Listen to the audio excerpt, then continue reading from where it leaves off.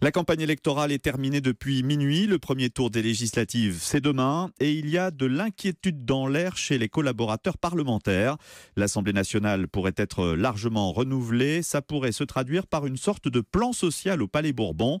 1 millier de collaborateurs parlementaires pourraient perdre leur emploi si leur député n'est pas réélu. Plusieurs syndicats sont montés au créneau pour demander de meilleures conditions de licenciement. Pour Europe 1, Mélanie Nunes. 5 ans que Marie traverse la place du Palais Bourbon pour rejoindre les couloirs feutrés de l'Assemblée nationale. Une petite main chargée de rédiger les discours de son élu socialiste. Dans quelques jours, elle risque d'être licenciée si son député n'est pas réélu aux législatives, renvoyé pour motif personnel et non économique.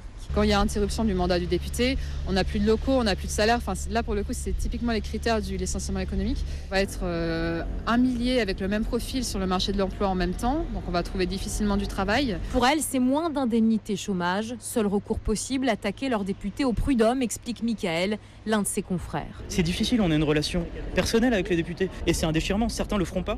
Difficile de nous pousser à ça. Sauf que dans la loi, un député n'est pas une entreprise, indique Marie-Françoise Clergeau, questeur de l'Assemblée nationale. Nous ne pouvons ne faire qu'un licenciement pour motif personnel. Même si ce n'est pas adapté. C'est ce que dit le Code du travail aujourd'hui. Alors ces attachés parlementaires ont écrit à François Bayrou, garde des Sceaux, et Muriel Pénicaud, ministre du Travail, pour que leur cas soit évoqué dans la nouvelle loi de moralisation.